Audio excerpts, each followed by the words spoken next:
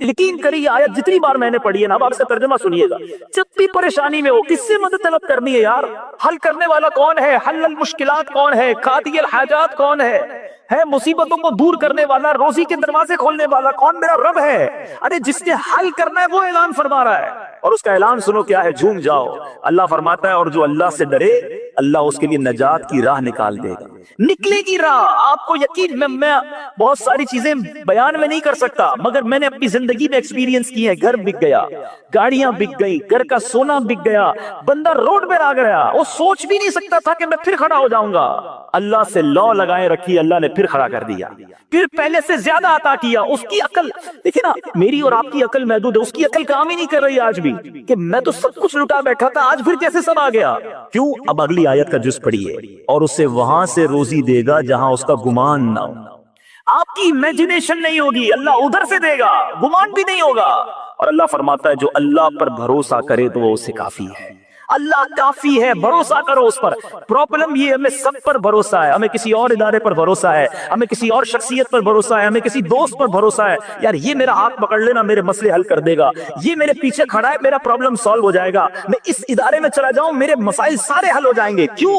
تمہیں سب پر بھروسہ ہے، اپنے رب پر بھروسہ نہیں۔ جس دن رب پر بھروسہ کر لیا نا، اس دن طبیعت ہری بھری بھری ہری ہو جائے گی۔ اللہ کے فیصلوں پر یقین کرنا آ گیا، مشکلیں آسان ہو جائیں گی۔ حالانکہ بچپن سے جملہ سنا ہے، دانے دانے پہ لکھا ہے کھانے والے کا نام، سنا ہے نا؟ ایمان کیوں نہیں ہے؟ آپ کا میرا رزق جو ہے نا وہ موت کی طرح مجھے اور آپ کو تلاش کر رہا ہے، مل کر رہے گا۔ اللہ تعالیٰ نے قرآن مجید میں ارشاد فرمایا نا، سبحان اللہ، آیت قرآن ایک اور آپ کو سناتا ہوں کہ ہم سب کا رزق کیسے لکھا ہوا ہے۔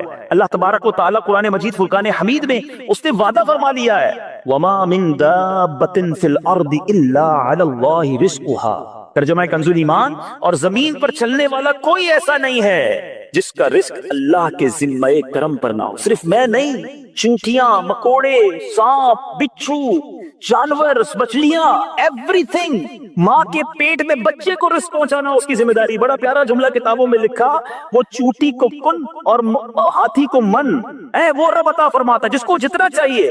ہاتھی کو من چاہیے ہوتا ہے، چوٹی کو دانا چاہیے ہوتا ہے، سب کو وہ رب عطا فرماتا ہے، وعدہ اس نے کیا ہے۔ پرابلم یہ ہے کہ ہمارا بھروسہ نہیں ہوتا، انتظار نہیں ہوتا، سکون نہیں آتا۔ روزی لکھی ہوئی ہے، اب کمانی حلال سے حرام سے ڈیسائیڈ آپ نے کرنا ہے، یہ اب آپ کے اوپر ہے کہ کیسے کمانی ہے۔ جلدی کر کے حرام سے کما لیں۔ اچھا، امام اہل سنت مولانا شاہ امام احمد رضا خان علیہ رحمت الرحمان سے اسی طرح کا سوال ہوا کہ حضور یہ بتائیں کہ یہ جو کہا جاتا ہے دانے دانے پہ لکھا ہے کھانے والے کا نام، یہ ٹھیک ہے؟ کمال جواب دیا میرے امام نے۔ حضرت فرماتے دانے دانے پہ نہیں، دانے کے ہر حصے پر۔ اور اس کو ڈیفائن کتنے پیارے انداز میں کیا۔ آپ کو پتہ ہے چاول، گندم، روٹی بنتی ہے، اس کی آٹا بن جاتا ہے۔ اب ایک گندم کا دانہ ہے، وہ روٹی میں اس کا آٹا بنا، تو اس پورے ایک دانے کے ذرے تو ایک ساتھ نہیں نا ڈسٹریبیوٹ ہو گئے۔ اچھا، پھر ایک روٹی، اس کے بھی ہم بازو کا 4 ٹکڑے کرتے ہیں، ایک میں نے آپ کو دیا، ایک آپ کو دیا، تو ہو سکتا ہے ایک دانے کا ایک ذرہ ان کے پاس چلا گیا کہ ان کے پاس چلا گیا۔ اعلیٰ حضرت فرماتے ہیں جس ذرے کو آپ نے کھانا ہے اس پہ بھی آپ کا نام لکھا ہوا ہے۔ اور پھر ایک واقعہ سنا ہے اعلیٰ حضرت نے، کتاب میں لکھا، کمال، یقین کریں اگر دل کے کانوں سے سنیں نا یہ واقعہ۔ اعلیٰ حضرت لکھتے ہیں کہ ایک بنگالی تاجر تھا، بنگالی چاول زیادہ کھاتے ہیں، بنگالی تاجر تھا، تو اس نے ایک بار کھانا کھا رہا تھا، تو کھانا کھاتے ہوئے اسے زور کی چھینک آئی، تو ایک چاول کا دانہ اس کے سر میں جا کے پھنس گیا یہاں پر۔ پیسے والا تھا، تاجر تھا، بڑا علاج کروایا کسی طرح یہ دانہ نکل جائے، دانہ نہیں نکلا، کئی سال گزر گئے، دانہ گویا اندر فکس ہو گیا تھا۔ کہتے ہیں بہت عرصے کے بعد اعلیٰ حضرت فرماتے ہیں وہ بنگالی تاجر حرم شریف گیا، حج پر یا عمرے کی حاضری پر وہ بنگالی تاجر مکے پاک پہنچا، جیسے ہی کعبے کا دیدار کیا زور کی چھینک آئی، وہ دانہ جو کئی سالوں سے یہاں پھنسا تھا وہ حرم کے فرش پر گرا، جیسے ہی گرا ایک کبوتر آیا اٹھا کر وہ دانہ لے کر چلا گیا۔ اعلیٰ حضرت نے فرمایا اس کبوتر کا رزق لکھا تھا، یہ دانہ سنبھال کے گھومتا رہا، جس کا رزق تھا اس کو پہنچایا گیا۔ اب جب دانے پر بھی میرا نام لکھا ہے تو کدھر سے میں پھر حرام کماؤں؟ کیوں کماؤں؟ کیوں شارٹ کٹ اختیار کروں؟ مجھے مل کر رہنا ہے، بس صرف یقین ہونا چاہیے۔ میں نے آپ کو قرآن کی آیت سنائی نا، یہ یاد کرو، اللہ ایسی جگہ سے روزی دے گا جہاں سے تمہارا گمان بھی نہ ہوگا۔ اب ایک اور حدیث پاک سنیے، نبی پاک علیہ الصلوۃ والسلام فرماتے ہیں اگر تم اللہ پر بھروسہ کرو جیسے اس پر بھروسہ کرنے کا حق اللہ، یہ جملہ کرنا پیارا ہے۔ ڈیفینیشن بھروسہ تو ہم سب کو ہے، ہم کہتے ہیں نہیں بھی اللہ پر بڑا بھروسہ ہے، حق کیا ہے, یقین کتنا ہے, بلیف کتنا ہے. بس یہ یاد رکھو, نبی پاک فرماتے ہیں اگر تم اللہ پر بھروسہ کرو جیسا بھروسہ کرنے کا حق ہے تو وہ تمہیں اس طرح رزق عطا فرمائے گا جیسے پرندے کو عطا فرماتا ہے. وہ صبح کے وقت خالی پیٹ نکلتا ہے اور شام کو سیر ہو کر لوٹتا ہے. یعنی پرندوں کو تو کبھی بھی ہم نے نہیں دیکھا کہ گھونسلوں میں کوئی کبٹ بنی ہوئی ہو. کبھی دیکھا اپنے بکرے کو کھانا کھلایا ہو اور کھانا اس نے دوپہر کا کھانے کے بعد ٹوکری کھینچ لی ہو کہ بھائی رات کے لیے سنبھالوں گا, بھائی رات کو کیا ملے گا, چارہ نہیں آیا تو یہ اس کو نہیں ہوتی فکر. دوپہر کو جو ملا باقی جس نے دوپہر کو کھلایا وہی رات کو کھلائے گا. صبح گھونسلے سے نکلتے ہیں سارے پرندے, کروڑوں پرندے, پتہ نہیں ہوتا شام کیسے آئیں گے. اللہ سب کو رزق دیتا ہے, سب پیٹ بھر کر واپس آتے ہیں, مگر وہ کل کے لیے گھونسلے میں کہیں بچاتے نہیں. اللہ پر بھروسہ.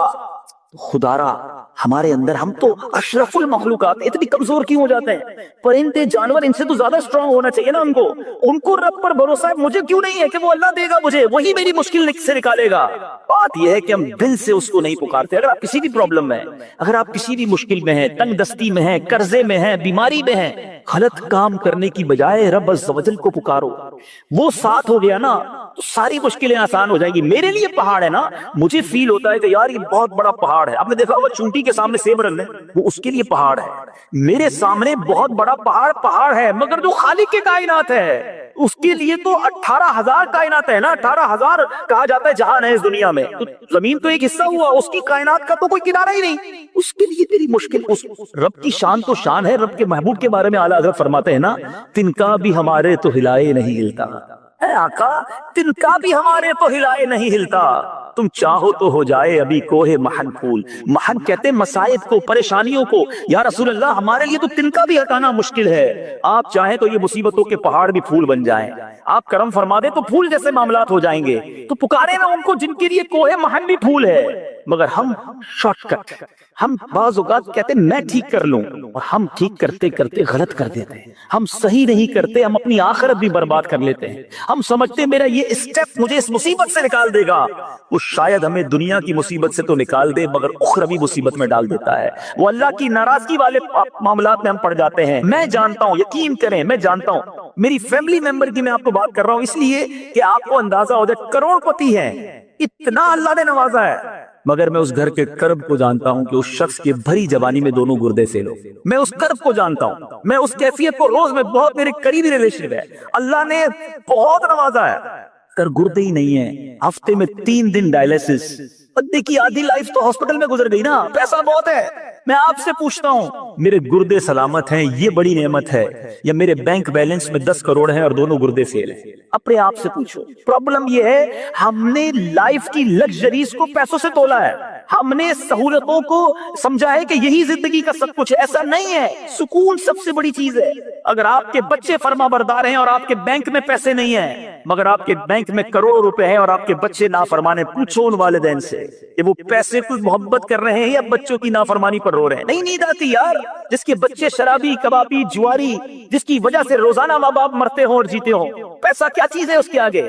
کئی نعمتیں ایسی ہیں جن کا مول نہیں ہے. اور حرام کا راستہ اختیار کر کے یاد رکھنا, ایک بات ہمیشہ یاد رکھنا, مشکل تھا آپ کے لیے, مشکل تھا ان سب کے لیے, اور کمال کیا انہوں نے جنہوں نے حرام چھوڑ کر حلال اختیار کر لیا. مگر یاد رکھنا جس دن کوئی حرام میں پڑ گیا نا, پھر واپس آنا بہت مشکل ہوتا ہے. بڑا شاندار اسٹیپ زندگی میں ان لوگوں نے اٹھایا. میں سلام پیش کرتا ہوں انہیں. مجھے اندازہ ہے اس بات کا کہ جو حرام کما رہا تھا, بڑھ زیادہ کما رہا تھا, چانسز تھے, اس نے وہاں سے اپنے آپ کو نکالا ہمت کر کے اور حلال کی طرف آیا. میں جانتا ہوں بہت سارے ایسے لوگوں کو جانتا ہوں جو حرام کما رہے ہیں, نہیں نکل پا رہے. ایسا سود نے جکڑ لیا ہے, ایسا حرام نے جکڑ لیا ہے, ایسا قرضوں نے جکڑا ہوا ہے, ہمت ہی نہیں ہو پا رہی کہ یار یہ نکلوں کیسے, غلط کر رہا ہوں, حرام کر رہا ہوں, نہیں نکل پا رہے کیونکہ وہ پنجے گاڑ لیتا ہے. شیطان کب چھوڑے گا؟ لیکن اس سے بڑا بدنصیب کون ہوگا کہ جو حلال کماتے کماتے حرام کے دریا میں جا کر گر گئے, پھر شاید زندگی میں موقع نہ ملے باہر نکل. کبھی ایسی غلطی مجھے اور آپ کو نہیں کرنی چاہیے. بلکہ اگر مجھ میں یا آپ میں یا بدری چینل کے ناظرین میں کوئی ایسا ہے تو حرام روزی کما رہا ہے, خدا را میرے بھائی میں آپ کو مشورہ دے, ہمت کرو, خدا کے واسطے ہمت کرو, آ جاؤ حلال روزی کی طرف آؤ. حلال تھوڑا بھی بابرکت ہوتا ہے, حرام زیادہ بھی بربادی لاتا ہے. مجھے وہ جملہ نہیں بھولتا, ایک واقعہ کئی بار میں سنا بھی چکا ہوں, شاید آپ نے بھی سنا ہوگا. ایک بار ایک مبلغ دعوت اسلامی اٹلی میں گئے, بیان کیا حلال روزی پر. ایک صاحب ملے, بڑی نمناک آنکھیں تھیں, آنکھوں میں آنسو تھے. کہا اکیلے میں بات کر. مبلغ نے کہا ٹھیک ہے آئیے بات کرتے ہیں. اس نے کہا کہ حضور میں آپ کی بیان سے ذہن تو بن گیا ہے کہ حرام نہیں کمانا، مگر مجبوری یہ ہے کہ میں اپنے اسٹور پہ شراب بیچتا ہوں، شراب بھی بکتی ہے اور بھی آئٹمز ہیں مگر شراب بھی بکتی ہے، مگر ہمارے ملک کا مسئلہ یہ ہے کہ اگر شراب نہ بیچے تو اسٹور چلتا ہی نہیں، اسٹور کے خرچے پورے نہیں ہوں گے، بچوں کے لیے کیا کماؤں گا؟ میں چاہتا ہوں چھوڑ دوں حضور، بس میں نے ذہن بنا لیا ہے، آپ مشورہ دیں میں کیسے چھوڑوں؟ اگر میں نے چھوڑ دیا تو پیسے ہی پورے نہیں ہوں گے، کرایہ ہی نہیں نکلے گا گھر کا۔ یہ وہ لوگ مثالیں دیتے ہیں جو دنیا میں حرام کما رہے ہوتے ہیں نا بیچارے، وہ یہ سوچ رہے ہوتے ہیں۔ اس مبلغ نے ایک ہی جملہ کہا کہ ایک بات بتاؤ، روزی دینے والا کون ہے؟ اس نے کہا اللہ۔ کہ تم اللہ کی نافرمانی کر رہے ہو، اللہ روزی دے رہا ہے، کیا فرما برداری کرو گے وہ روزی بند کر دے گا؟ اب یقین کریں وہ نوجوان زاروں کتار رونے لگے، کہتا بس اب میں نے نیت کر لی ہے، کچھ بھی ہو جائے میں نے حرام نہیں کمانا۔ اب یقین کریں واللہ وہ مبلغ 1 سال بعد پھر گئے اٹلی مدنی کام کے لیے، اسی نوجوان سے پھر ملاقات ہوئی۔ وہ نوجوان کہتا ہے 1 سال ہو گیا ہے شراب بند کی، اللہ نے کاروبار میں اور برکت دے دی ہے، اللہ وہاں سے روزی دے گا جہاں تمہارا گمان بھی نہیں ہو۔ میرا گمان ہے نا شراب پہ ختم کر دوں گا تو ختم ہو جائے گی روزی، نہیں یار، آپ اللہ کو ناراض کر رہے، روزی مل رہی ہے، آپ راضی کریں گے تو روزی بند ہو جائے گی۔ وہ غیب کے خزانوں سے دے گا، وہ تھوڑے میں قناعت دے دے گا، وہ تھوڑے میں برکت ڈال دے گا۔ جو معاملہ میرا لاکھوں کروڑوں میں نہیں ہو سکتا تھا وہ اللہ چند روپوں میں کر دے گا، وہ مالک ہے۔ میری عقل محدود ہے، سمجھو۔ ہمیں بعض اوقات میں اور آپ اپنے مسائل کو اپنی عقل کے پیمانوں سے دیکھتے ہیں، یہ پاسبل ہی نہیں ہے، یہ ہو ہی نہیں سکتا۔ کس کے لیے؟ میرے لیے۔ ان اللہ علی کل شیء قدیر، اللہ ہر شے پر قادر ہے، وہ تو کر سکتا ہے نا، میں اس سے مدد مانگ رہا ہوں۔ میں کمزور، وہ طاقتور ہے، میں کچھ بھی نہیں، وہ سب کچھ ہے۔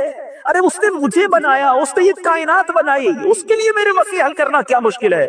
میں اس سے دوستی کروں، میں اس کو پکاروں، میں اس سے مدد طلب کروں۔ اللہ اکبر، ایسے معاملات ٹھیک ہوں گے۔ میں آپ کو ایک وظیفہ، ایک آیت، ایک اشارہ دینا چاہتا ہوں، سبحان اللہ۔ یقین کریں اگر آپ کو یہ یاد ہو جائے نا، آپ میں سے کوئی کسی مشکل میں ہے، پہلے اس کا پس منظر بیان کر دیتا ہوں۔ اللہ تعالیٰ نے اپنے ایک نیک صالح بندے کے الفاظ نقل کیے، بندے نے الفاظ کہے تھے، اللہ نے وہ الفاظ قرآن میں بیان فرما دی۔ اچھا، اس بندے کو ان الفاظ کہنے کا فائدہ کیا؟ وہ کیا تھا کہ وہ بندہ فرعونیوں میں سے تھا، فرعون کے لشکر میں وہ تھا، فرعون کے قوم میں سے تھا، مگر اللہ تعالیٰ نے اس کو فرعون کی بری چالوں سے محفوظ رکھا۔ جب فرعونیوں کو زبردست عذاب نے گھیرا نا، وہ بندہ اس عذاب سے محفوظ رہ گیا۔ اس کے الفاظ کیا تھے؟ وہ الفاظ اللہ نے قرآن میں عطا فرما دیے، اور one of the amazing words, خدا کی قسم، میں کچھ چیزیں ہوتی نا وہ الفاظ میں بیان ہے، اس کی مزے لو، اس جملے کے، اس آیت کی جب آپ مزے لوگے نا، جب اس کو سمجھ لوگے اور دل کی گہرائیوں سے پڑھو گے اور آپ اس کو پریکٹس کر کے دیکھو، وہ الفاظ کیا ہے؟ وَأُفَوِّضُ أَمْرِي إِلَى اللَّهِ إِنَّ اللَّهَ بَصِيرٌ بِالْعِبَادِ۔ ترجمہ کیا ہے؟ اور میں اپنے کام اللہ کو سونپتا ہوں، بس کافی ہے نا، جس کو سونپے ہیں۔ ان اللہ بصیر بالعباد، بے شک اللہ بندوں کو دیکھتا ہے۔ ارے اگر رب پر بھروسہ نہیں تو دف ہے میری زندگی پر، وہ خالق نہیں تو ماں بنائی نا میری ماں کا خالق بھی تو وہی ہے نا۔ ماں مجھ سے پیار کرے، وہ تو ماں سے 70 گنا زیادہ پیار کرنے والا۔ بس سونپ دو سے، الفاظ سے نہیں، دل سے۔ خدا کی قسم کھا کر کہہ رہا ہوں، ایک بار اس کو پریکٹس کر کے دیکھنا، اکیلے میں بیٹھ کر یہ کہنا، وَأُفَوِّضُ أَمْرِي إِلَى اللَّهِ، اے اللہ میں اپنے سارے کام تجھے سونپتا ہوں، بس تیرے سپرد کرتا، تو اپنے بندوں کو دیکھ رہا ہے۔ ان اللہ بصیر بالعباد، یہ قرآن کی آیت ہے، بلیو کر لو اس پر، پریکٹس کر لو اس پر۔ گھر میں جھگڑے نا، نہیں بن رہی، گھر میں نہیں آ رہا سکون، بچے بیمار ہیں نا، پیسے پورے نہیں ہو رہے، قرضہ نہیں اتر رہا، قرار نہیں مل رہا، جس مشکل میں ہو آپ آؤ آج اپنے رب کو پکار لو۔ وَأُفَوِّضُ أَمْرِي إِلَى اللَّهِ، اللہ میں اپنے سارے کام تجھے سونپتا ہوں، بس میں تھک گیا، میں کمزور ہوں، میں نکما ہوں، میں کچھ نہیں کر سکا، میں تھک گیا مالک، اب تو مدد کر دے۔ یقین کرو جس دن آپ نے یہ فیلنگز اور اس طلب کے ساتھ اپنے رب کو پکار لیا نا، پھر پرابلم کدھر سے رہنی ہے؟ اگر پرابلم نصیب میں ہے تو اللہ سکون دے دے گا، اللہ آپ کو اس پرابلم کو فیس کرنے کا حوصلہ دے دے گا، کیونکہ قرآن میں رب نے فرمایا لا یکلف اللہ نفسا الا وسعها، اللہ نہیں ڈالتا کسی جان پر بوجھ اس کی وسعت کے، اس کی حوصلے کے علاوہ، وہ جتنا بار اٹھا سکتا ہے اتنا ہی بار ڈالا جاتا ہے، کرم ہو جائے گا۔ توکل کرنا سیکھیں، ہم توکل سے دور ہو گئے۔ ہمارے بزرگ اپنے بچوں کو کیسے توکل سکھاتے، ہم پریکٹس کریں، خود بھی اپنے بچوں کو بھی پریکٹس کرائیں۔ ہم بچوں کو کہتے ہیں دیکھو بیٹا پیسے ہوں گے تو مسئلے حل ہوں گے، پیسے کمانا دنیا میں کچھ بھی نہیں کر سکو گے اگر پیسے نہیں ہوں گے۔ ہم شروع سے ہی اینٹی توکل بات کر رہے ہیں، نہیں، اللہ راضی ہوا تو سب ہو جائے گا، بیٹا اللہ کو راضی کرنے والے کام کرنا، وہ راضی ہو گیا تو رزق بھی دے دے گا، مشکلیں بھی حل کر دے گا۔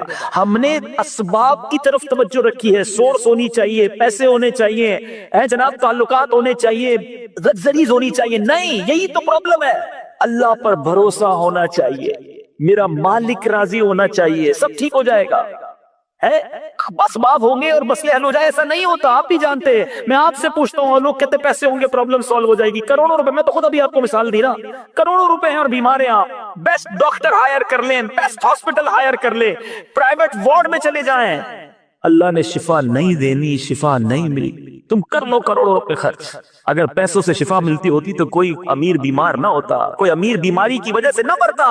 اور اللہ نے شفا دینی ہے، تم رات درود پڑھ کے سو جاؤ، اللہ صبح کینسر کو بھی دور فرما دے گا، وہ بغیر دوائی کے شفا دینے پر قادر ہے، بھروسہ اللہ پر رکھو۔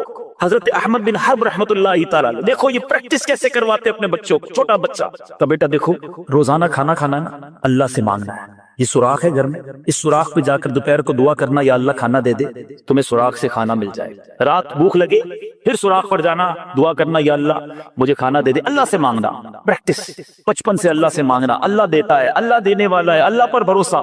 بیٹے نے شروع کر دیا، دوپہر کو دعا کرتا، آپ نے اپنی زوجہ کا دیکھو جب بھی یہ دعا مانگے دوپہر کو بھی کھانا رکھ دینا، رات کو بھی رکھ دینا، اس کا بلیف رب پر مضبوط ہونا چاہیے، پریکٹس چلتی رہے، دوپہر کو دعا کرتا کھانا مل جاتا، رات دعا کرتا کھانا مل جاتا، پھر دوپہر دعا کرتا کھانا مل جاتا۔ پھر کیا ہوا، ایک دن آپ کی زوجہ لیٹ ہو گئی، بھول گئی، پھر یاد آیا ارے دعا کا ٹائم ہو گیا، بچہ تو پہنچ گیا ہوگا وہاں پر، دوڑتی بھی گئی، دیکھا تو بچہ کھانا کھا رہا ہے، زبردست کھانا، بیٹا کدھر سے آیا کھانا؟ بیٹا کہتا اللہ نے دیا، وہ تو روز اللہ سے ہی مانگتا تھا نا، اس کو کیا پتا امی دیتی تھی، کہا اللہ نے دیا، آپ نے تو بتایا تھا دعا کرنا، کھانا مل گیا۔ آپ دوڑتی ہوئی حضرت احمد بن حرب کے پاس ہے، حضور کمال ہو گیا، کہا کیا ہوا؟ کہ روز سوراخ میں کھانا رکھتی تھی، آج کھانا رکھنے گئی تو لیٹ ہو گئی، تو بچے کو تو کھانا مل گیا۔ فرمایا بس مجھے اسی دن کا انتظار تھا، آج کے بعد تم نے کھانا نہیں دینا، اللہ اسے خود عطا فرمائے گا، غیب سے ملتا رہے گا۔ اس کا وہ لیول آف بلیف تھا جو اٹیچ ہو گیا، یہ ہے پریکٹس۔ اور ہم ہیں کہ ہر کھانے پر لوگوں کے محتاج نظر آتے ہیں، ایسا نہ کریں۔ اور اب بیان کے آخر میں جو غم زدہ ہیں، جو کم روزی والے ہیں، بعض اوقات ایسا ہوتا ہے کہ ہم بازار جاتے ہیں، ہم بعض اوقات جو ہے وہ مارکیٹ جاتے ہیں، کچھ چیز لینی ہوتی ہے مگر پیسے نہیں ہوتے، جیب سب کے ساتھ ہوتا ہے، ہر آدمی کے ساتھ، جتنا پیسے والا اس کے ساتھ بھی ہوتا ہے، کیونکہ اینڈ آف دا ڈے اس کے پاس پیسے تھوڑے ہیں نا، اس سے مہنگی چیز موجود ہے، وہ جاتا بھی مہنگے بازار میں۔ لیکن اب پیسے والے کی یہ بات نہیں ہو رہی، وہ غریب جو بازار میں گیا اور وہاں جا کر وہ چیز خرید نہ سکا، بازار میں جا کر وہ چیز حاصل نہ کر سکا اور واپس آ گئے، حسرت رہی اس کے دل میں، اللہ غنی، میں روایت پڑھی نا، ایمان تازہ ہو گیا۔ احیاء العلوم میں یہ روایت موجود ہے، حضرت سیدنا ضحاک رحمۃ اللہ تعالی فرماتے ہیں جو شخص بازار جائے اور کسی چیز کو دیکھ کر اسے خریدنے کی دل میں خواہش ہو لیکن ثواب کی امید پر وہ صبر کرے تو اس کے لیے عمل راہ خدا عز و جل میں 1000 دینار صدقہ کرنے سے افضل ہے۔ کچھ بھی نہیں دیا، صرف صبر کیا ہے، لے نہیں سکا میں، اور کنڈیشن تھی کہ اللہ کے ذریعے صبر کیا، ارے یار پیسے ہی نہیں ہیں، پیسے ہوتے تو میں بھی لیتا، مجھے تو ملا ہی کچھ نہیں اللہ کی طرف سے۔ دیکھو یار وہ ٹھک کر کے آیا، وہ چیز خرید کے چلا گیا، بکرے کا گوشت لے گیا، وہ فلاں چانپے لے گیا، وہ اتنے زبردست بقرہ عید میں اس نے سوٹ خریدا، 3000 10,000 کے جوتے خریدے، میں تو وہی بس دیکھ کر آ گیا، یہ شکوہ ہے؟ نہیں، اللہ کی مرضی، اللہ تیرا شکر، پیر تو دیے نا، 2 پٹی کے چپل کے تو پیسے ہیں نا، جوتے کے نہیں ہے نا، لگژری شوز کے نہیں ہیں، صبر کیا تو کیا ملا؟ 1000 دینار کا صدقہ کرنے کے ساتھ۔ ایک اور روایت سنیں، سبحان اللہ، یہ بھی احیاء العلوم میں امام غزالی نے لکھی، حضرت سیدنا ابو سلیمان دارانی رحمۃ اللہ تعالی۔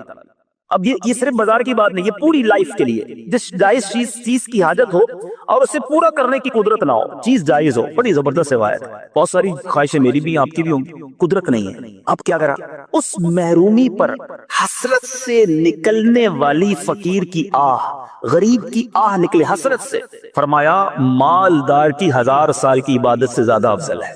1000 سال کی عبادت، یہاں صرف حسرت سے آہ نکلی ہے۔ اللہ فیصلہ کرنے والا ہے، وہ تقسیم کرنے والا ہے۔ اگر کسی کو غریب رکھا ہے نا، یاد رکھنا اس کو اس کے بدلے آلٹر میں اتنا کچھ ملنا ہے، ساتھ صبر کی کنڈیشن ہے۔ مسئلہ یہ ہے کہ آپ کو صبر کا موقع ملا، آپ نے صبر نہیں کی۔ ایک اور خوبصورت بات، ابھی دعا قبول نہ ہونے والی بات ہوئی تھی نا، آؤ میں آپ کو دعا کی قبولیت کا شاندار وقت بتاتا ہوں۔ One of the important time جب بندہ دعا مانگے وہ کیسے قبول ہوتی ہے، آسمانوں پر کیسے جاتی ہے۔ حضرت سیدنا بشر بن حارث حافی رحمۃ اللہ تعالی کی خدمت میں کسی نے عرض کی حضور میرے لیے دعا فرمائے. حضرت بشر حافی بہت بڑے اللہ کے ولی, ان سے دعا کے لیے کہا کسی کہتے ہیں میں اہل و عیال کے اخراجات کی وجہ سے بڑا پریشان, بہت پرابلم ہے, پیسے ویسے نہیں ہے, گھر والے بھی پریشان, میں بھی پریشان. ٹھیک, حضرت بشر حافی سے دعا کروا رہے, بزرگوں سے بھی لوگ دعا کراتے ہیں. سنیں کمال کا جواب, کہتے جب گھر والے تم سے کہیں نا ہمارے پاس آٹا نہیں ہے, روٹی نہیں ہے, تم اس وقت میرے لیے دعا کرنا. حضرت بشر حافی کہہ رہے جب تمہارا ایسا وقت آ جائے نا کہ تمہارے گھر والے کہیں آج کھانے کو کچھ نہیں ہے, آج روٹی نہیں, آٹا نہیں, اے بندے تم میرے لیے دعا کرنا,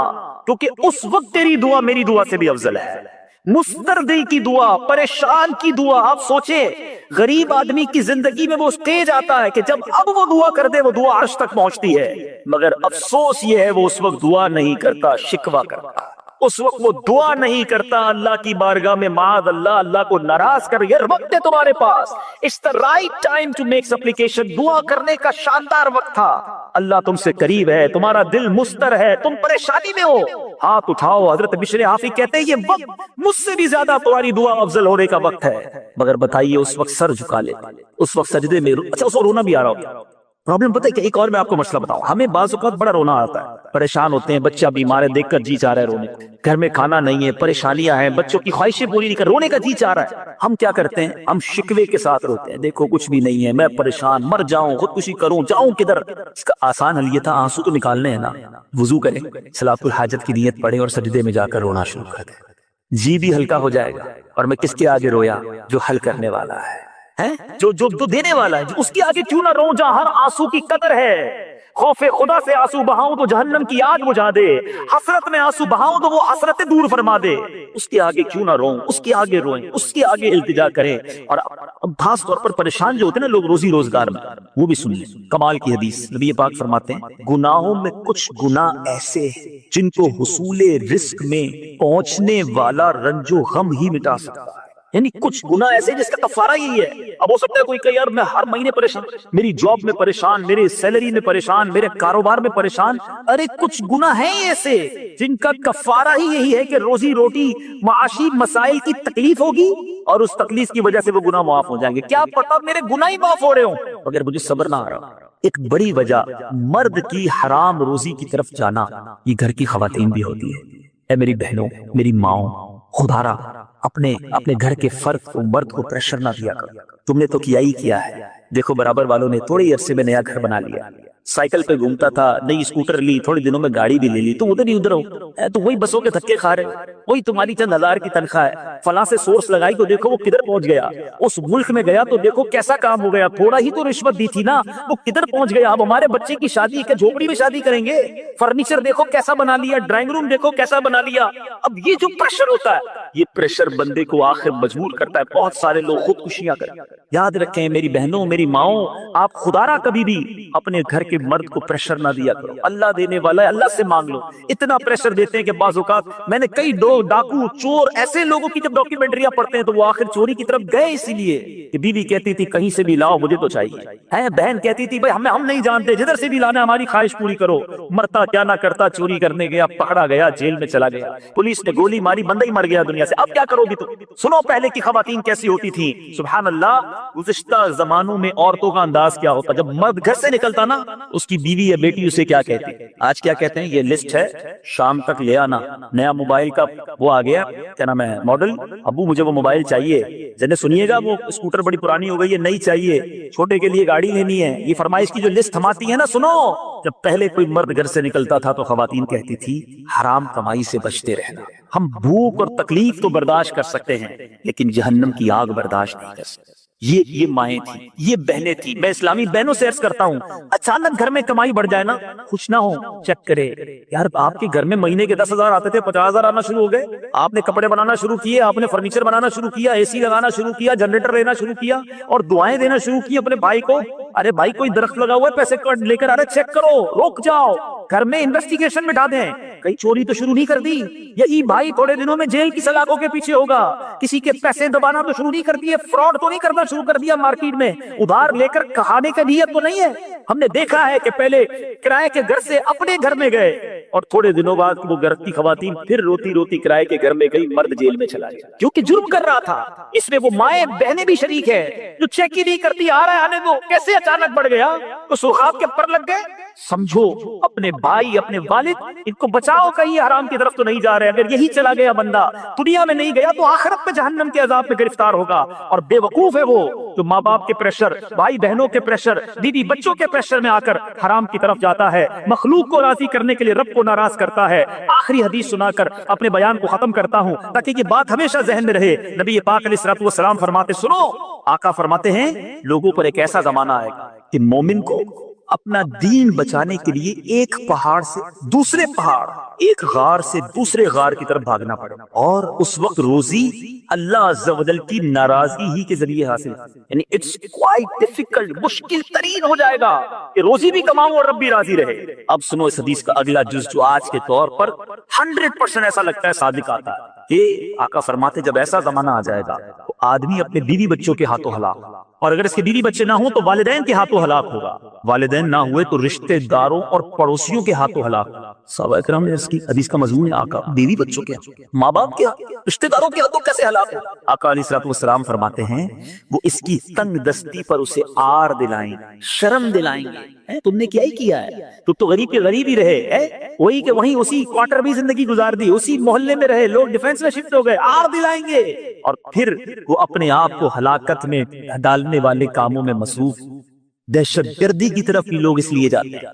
करोड़ों रुपए मिलते हैं, क्या करें, बीवी बच्चे मानते ही नहीं। अगर घर में भी ये तरबियत होती ना, बेटा आधी रोटी खा लेंगे, हराम की नहीं खाएंगे, आधी रोटी लाना मगर हलाल की लाना। हम सब ने दुनिया से जाना है, हम सब ने अपने एक एक लुक्मे का हिसाब देना है। हम जो कमा रहे हैं, हम जो खा रहे हैं, अपने बच्चों को खिला रहे हैं, वो हलाल है कि नहीं। पैसा तो चोर भी कमा लेता है, पैसा तो डाकू भी कमा लेता है, अपना जिस्म बेचकर गलत काम करने वाले भी कमा लेते हैं। अगर सिर्फ पैसा कमाना कमाल नहीं है, हमें उस एक एक रुपए, एक एक लुक्मे का हिसाब देना है कि कहां से आया कहां से, और फिर खर्च कहां किया। सिर्फ हलाल कमाने में ही जान नहीं छूट जानी, ये भी याद रहे। इमाम गजाली अलैहि रहमतुल्लाहि वाली ने एक बड़ा हौलनाक नक्शा हमारे सामने पेश किया। आप फरमाते क़यामत के दिन 4 किस्म के लोग पेश किए जाएंगे, 4 किस्म के लोग होंगे। एक वो होंगे जिन्होंने हराम कमाया, हराम खर्च किया, इरशाद होगा इन्हें जहन्नम में डाल दिया जाए। सिंपल सी बात है, कमाया भी हराम, खर्च भी हराम किया।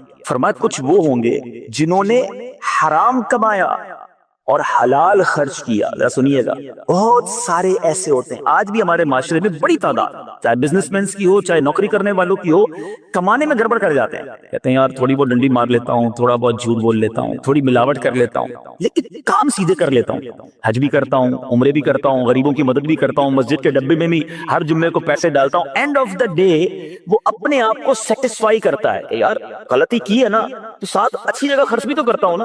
बल्कि ऐसे भी लोगों से मैंने सुना है कि यार हम ज्यादा कमाते इसलिए कि गरीबों का काम करते हैं। वही ज्यादा कमाते वक्त हलाल की तमीज रखी कि नहीं। इमाम गजाली फरमाते उनको भी जहन्नम में डाल दिया जाएगा, यानी जो हराम कमाकर हलाल खर्च करते हैं, क्योंकि अल्लाह पाक है। याद रखिए नीचे इस्लामी बात, अल्लाह पाक है और पाक माल ही को पसंद फरमाता है, सदका कबूल ही नहीं है। अगर आप हराम से नेकी करने जा रहे हैं, कभी पेशाब से भी कपड़ा साफ हुआ है, किसी के कपड़े पे बुराई लग गई हो, दाग लग गया और बंदा उसको पेशाब से साफ करने लगे, और खराब होगा ना। दुनियावी मिसाल के तौर पर समझ ले कि आप किसी बहुत बड़ी शख्सियत से मिलने गए, किसी बादशाह से मिलने गए और आपने उसको एक बड़ा रैप के साथ, बड़ा खूबसूरत पैकिंग के साथ एक तोहफा पेश किया। आप चले गए, उस बादशाह ने या उस शख्सियत ने जब वो पैकेट खोला, बड़ी खूबसूरत पैकिंग थी, अगर उसके अंदर जो बोतल थी उसमें शराब, उसमें पेशाब भरा हुआ, तो अब वो जो बादशाह है वो आपकी पैकिंग से खुश होगा या जो आपने बोतल में जो भर के दिया है उस पर गजबनाक होगा। आप खुद सोचिए, अब अल्लाह की बारगाह में क्या भेजना चाह रहे हैं हराम कमाकर, हराम माल। तीसरा शख्स इमाम गजाली फरमाते हैं जिसने हलाल कमाया, ये बड़ा टिपिकल मामला है, हलाल कमाना इस दौर का सबसे मुश्किल काम समझा जा सकता है, लेकिन इसके बाद का मरहला भी है, हलाल कमाया और हलाल खर्च ना कर सका, हराम खर्च किया। बहुत सारे लोग हैं जो बड़ी मुश्किल से हलाल कमाते हैं और उसके बाद हराम कामों में खर्च करते हैं, फंक्शंस कर रहे हैं, गाने बाजे कर रहे हैं, बेहयाई के काम कर रहे हैं, बाज़ औक़ात कहते हैं बच्चों के लिए करना पड़ता है, کمایا بڑی مشکل سے تم نے 1 روپیہ حلال، اب اسے خرچ حرام میں کر رہے ہو، فرمایا اس کے بارے میں بھی حکم دیا جائے گا جہنم میں ڈال دیا جائے گا۔ اب بچے گا کون؟ حلال کما کر حلال جگہ پر خرچ کرنے والا، اس کے بعد اس سے حساب ہوگا کہ مال کا حق ادا کیا کہ نہیں کیا، زکوٰۃ ادا کی کہ نہیں کی۔ یعنی آپ ذرا سوچئے، یہ مرحلہ اتنا آسان نہیں ہے، اتنا ایزی نہیں ہے۔ سب سے پہلے ہمیں یہ غور کرنا ہے کہ جو کچھ میں زندگی میں کما رہا ہوں، جو کچھ میں حاصل کر رہا ہوں، وہ حلال ہے کہ نہیں۔ اور سبحان اللہ، قرآن مجید فرقان حمید میں جا بجا ہمیں حلال روزی کمانے اور اسی کو کھانے اور اسی سے فیض لینے کا حکم دیا گیا، سمجھایا گیا۔ قرآن میں اللہ ارشاد فرماتا ہے، یا ایھا الناس کلوا مما فی الارض حلالا طیبا ولا تتبعوا خطوات الشیطان انہ لکم عدو مبین۔ اے لوگو، جو کچھ زمین میں حلال پاکیزہ ہے اس میں سے کھاؤ اور شیطان کے راستوں پر نہ چلو، بے شک وہ تمہارا کھلا دشمن ہے۔ اچھا، حلال روزی کہتے کس کو؟ ذرا آج یہ ڈیفینیشن بھی سمجھ لیں، حلال اور طیب رزق سے کیا مراد ہے۔ تفسیر صراط الجنان میں مفتی صاحب لکھتے ہیں، حلال اور طیب سے مراد وہ چیز ہے جو بذات خود حلال ہو، خود بھی حلال ہو، جیسے گوشت ہے، ذبیحہ، صحیح ذبیحہ ہوا، وہ سبزی ہے، یعنی وہ چیزیں جو حلال ہیں، جو ہم کھا سکیں، اور یہ جائز طریقے سے ہی حاصل بھی کی گئی ہوں۔ پتہ چلا چیز تو حلال ہے، طریقہ جائز۔ اب رشوت میں کوئی سبزی لے آئے، کسی کی چوری کر کے ذبیحہ گوشت لے آئے تو یہ بھی حرام ہو گیا۔ طریقہ بھی حلال اور وہ چیز بھی حلال ہو تو اس کو حلال و طیب رزق کہا جائے گا۔ اب میرے بیچ اسلامی بھائیوں، فضائل رزق کے حلال کے، سبحان اللہ سبحان اللہ، ایسے فضائل ہیں کہ ایمان تازہ ہو جاتا ہے۔ یعنی نارملی دیکھیں تو میری اور آپ کی زندگی گزارنے کے لیے روزی روٹی ضروری ہے نا، مگر اس کی فضیلتیں نہیں بیان ہیں۔ بھئی اللہ کی یہی مہربانی کافی تھی کہ ہم کوشش کرتے، ہمیں روزی مل جاتی، ہمیں رزق مل جاتا، یہی کافی تھا نا۔ مگر اس کو کمانے میں الحمدللہ رب العالمین، والصلاة والسلام علی سید الانبیاء والمرسلین، یا ارحم الراحمین۔